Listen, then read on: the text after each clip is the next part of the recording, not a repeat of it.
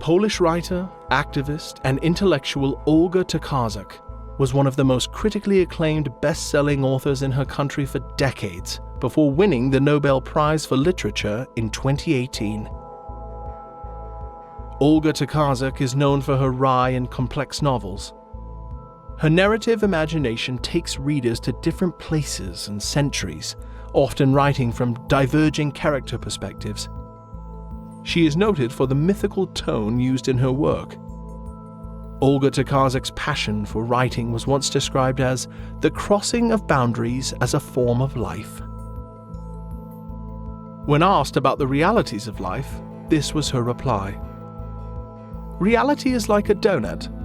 Everything that is good and funny and juicy is outside the center, which is just emptiness.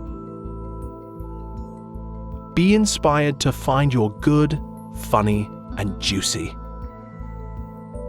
Now, it's time to flow.